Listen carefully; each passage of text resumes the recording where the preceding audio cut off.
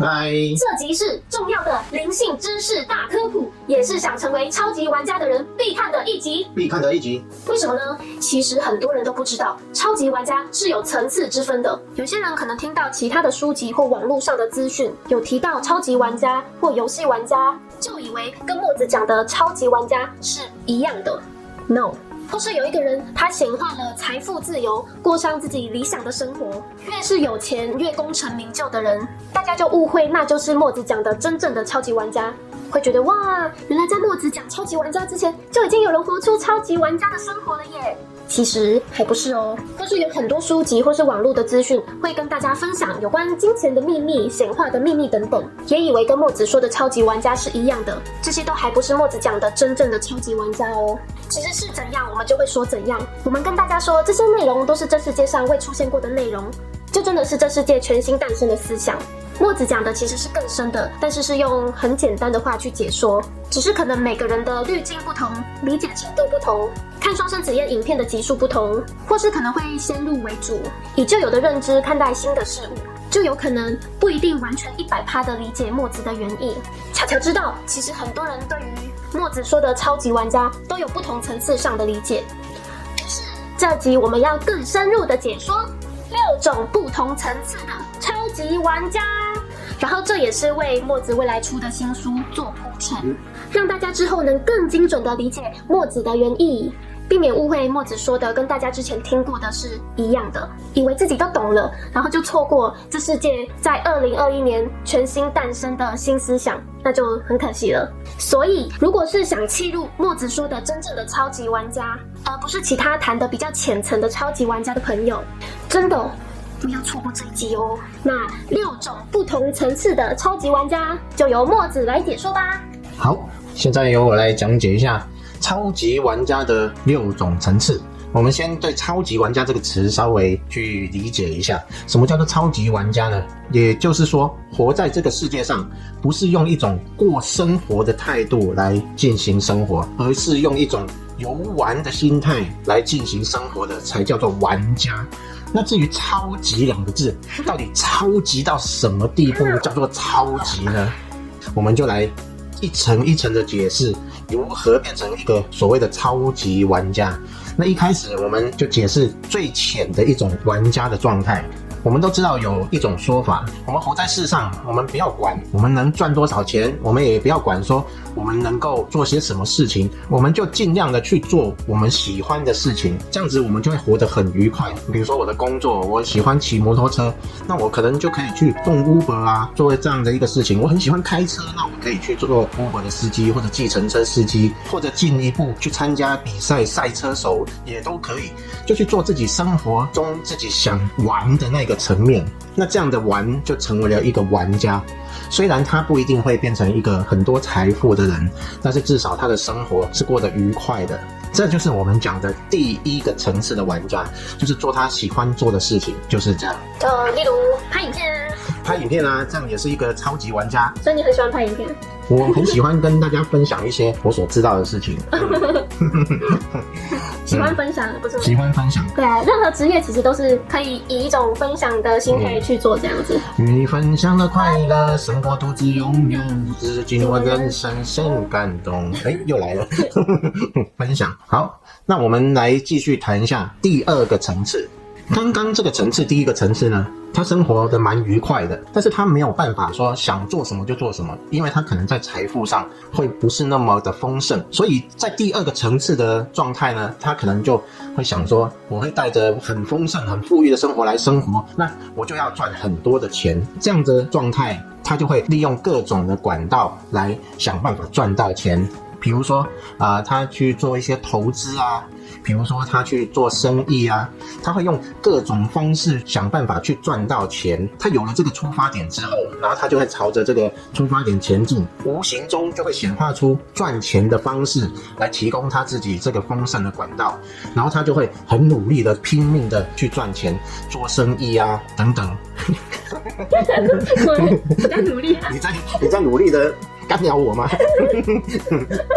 那在这个第2个阶段的时候，我们会显化出很多让我们自己努力的管道去经营、投资，然后去赚取我们要赚取的财富，借由我们所赚到的财富过上我们想要的生活。这个就是第二阶段的。在第二阶段的时候，其实对于这个世界来说是一个蛮好的超级玩家的一个范例，因为他会赚到一些财富，这些财富会让他想要的生活能够如鱼得水的去过，比如说他能够旅行啊，他能够去买他想要购买的东西啊，但是他必须要付出很大的代价，就是他的时间跟体力，然后还有精神去经营这些跟财富有关的事情，他才能够得到一些回馈。这个就是第二阶段的超级玩家。在我们这个世界一般的学说里面，这个层面占了绝大部分。你是说一般外面讲的超级玩家都是第二个层次？居多。对，我们看到市面上很多关于投资的书籍啊，如何去经营事业啊等等，这些书籍都是教我们如何去在这个第二阶段来获取自己想过的生活，比较普遍。你知道我刚刚前面在干嘛吗？我不知道你前面在做什么？我在这样。你在吃什么？吃你身上的枣子。身上的枣子，这不就跟那个猴子有点像？我在冲收视率啊。你在冲收视率？跟你说的努力。所以这就是一种努力的把你想要吃的东西来吃。对动物来说，不是钱是食物啊。也是。对于动物来说，食物就是他们的财富。对啊。没有错。现在我们来讲第三个层次的超级玩家，这个就厉害了，因为这个层次有某一本书啊，卖了非常多的销量。这个层次就叫做吸引力法则的层次。大家一听就觉得哇，原来就是这个。我知道这个是灵性圈普遍说的超级玩家。对，没错，灵性圈就从这里开始进入了灵性的范围。我们就利用吸引力法则，然后去关注我们想要得到的事物，并且向宇宙下订单啊等等，去观想我们想要得到的结果，然后就等着回收我们想要得到的。这个就是第三个层次的超级玩家。在这个层次里面，重要的就不是我们去做什么，而是我们如何运用我们的想法去向宇宙下订单，然后向宇宙吸引我们需要得到的一个结果。在这个层次里面，为什么它是第三个层次？因为后面还有更深的层次。这个层次大家会想说，吸引力法则已经是灵性圈很广泛很普遍的超级玩家运用的技巧。其实没有错，因为这个技巧可以为你带来你想要的心想事成。如果你做得非常的好，非常的完美，你的确可以做得到心想事成的这个地步。那我们想说，都已经心想事成了，那这个不是最终的一个超级玩家的技巧了吗？对啊。其实不是。因为心想事成这件事是指单一的愿望而言，也就是说你在某一件事情上你发出了一个愿，然后你得到了一个结果。比如说你喜欢一栋豪宅，那你发出一个心愿去跟宇宙下单，然后最后你得到了这栋豪宅，哇，好开心哦。但是这豪宅占据我们的人生的时间其实不是那么的长。即使我们住在豪宅里面，我们整天的时间并不是把焦点注意力放在豪宅上面。比如说我已经住在豪宅上面，我起床我就刷牙，我注意的是我的牙齿，然后呢我就匆匆忙忙就出门去上班，然后我就注意我开车，其实注意着我的豪宅的时间并不见得那么长。那后来回家了，然后看到豪宅，哇，这是我显化的豪宅，太开心了。然后回来就想说，要吃饭了，我就赶快去做饭，或者我的太太等等已经做好饭菜等我，这时候我去专注的就是那个饭菜。所以虽然我得到了某一件我心愿达成的这个愿望，那我会很开心，但是这个其实占我们人生的每一天的一些小小的部分，它不是一个完整的，它会是成为一个片段的。所以就算你获得了一辆你喜欢的车辆，那这个车辆你也不会整天都跟车子相处在一起，你不会在车上睡觉，你也不会在车上工作，你也不会在车上上厕所。所以我们跟车子相处的时间也不是长时间一个非常完整的一个状态，它总是一些片段而已。所以在这个阶段我们能够运用自如的话，我们就能够在生活里面获得了一些片段式的愿望达成。这个就是我说的第三个层次。再来讲到第四个阶段，这个阶段就比刚才那个阶段更深入的进入我们的内在。其实更深入进入内在，也就是更深入的进入这个世界。这怎么说呢？为什么深入我们的内在反而是更加进入这个世界？因为在第4个阶段，它已经有如幻视角的产生了。它把世界当成是一个游戏。我们在第3个阶段，虽然我们吸引我们想要的，但是我们觉得世界是真实的，它并非一个游戏。在第4个阶段，最主要的一个状态就是他把世界当成一个游戏，完全是一个游戏而已，不是一个真实的一个人生，而是一个游戏场，把世界当成一个游戏场。那在游戏的信念里面，我们就能够去让所有的信念软化，因为你不会认为每一件事情都那么真实。那在这个情况下，我们软化，你软真的也太厉害了，好软了，软化了，脚软化了，我软化了。这个信念软化的好处就是，你可以轻松的不会被一个信念卡住很久。所以在这个阶段，我们要做的是什么呢？我们要做的就是我们投射出去的某一些信念所产生的结果。比如说我现在遇到一个不喜欢的情境，那我遇到了这个情境，我知道这个情境其实只是一个游戏，我不需要去太执着这个情境，这个情境只是我投射出能量去让它产生这样的视觉效果来回馈我自己，所以我只要把这个投射出去的能量收回来就好了，就用一种方式去把这个能量取回来，取回到我身上之后，那这个事件就会消失了。我打个比方好了，比如说我们人生里面如果正在打一个官司，有一个官司一直告我们如何如何，然后我一直在进行这个官司，一直重复，然后一直没办法跳出官司的纠结里面，那我要如何去把这个事情解决？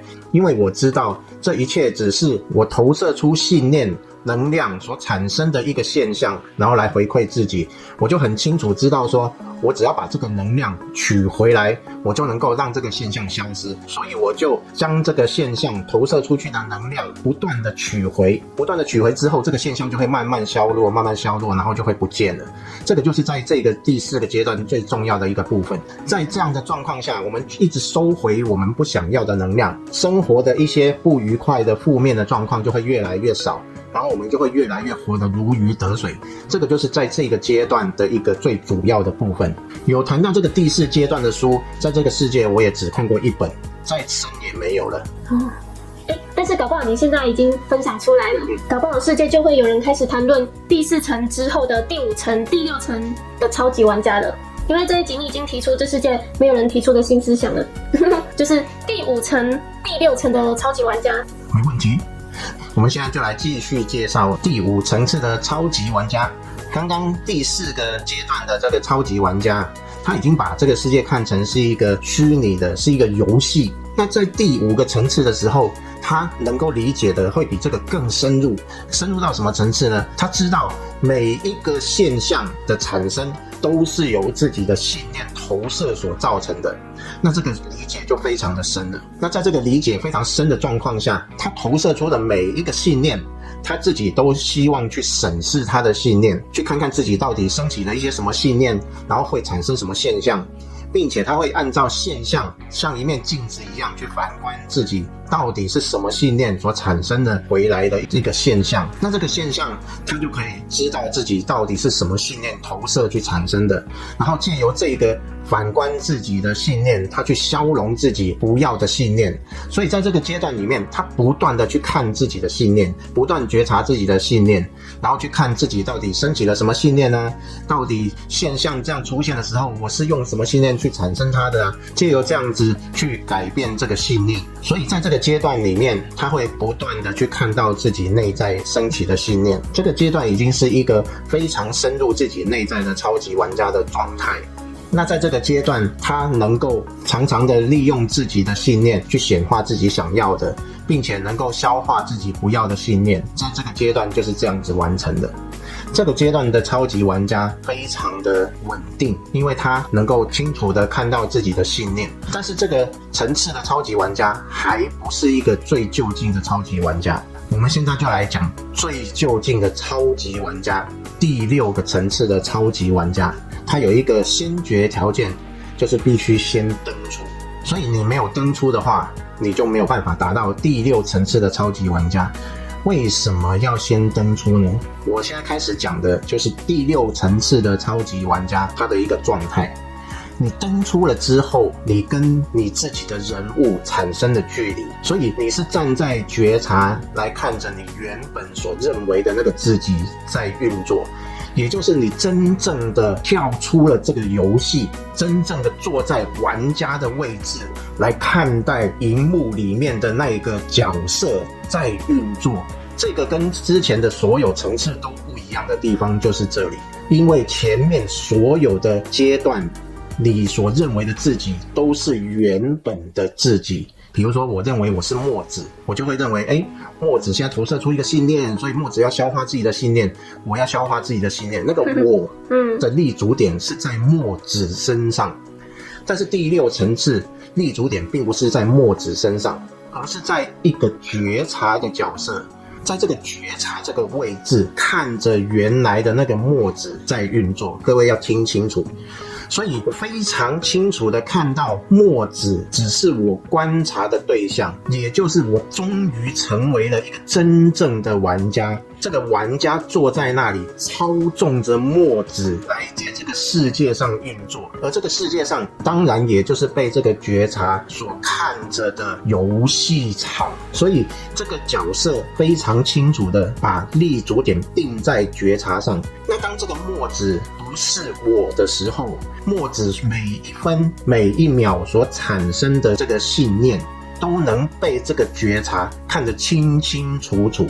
在第5个阶段的时候，我们很注意自己起心动念想什么，想要去改变自己的信念，但是我们实际上没有办法抓到每一个信念，所以我们会漏死掉非常多的信念。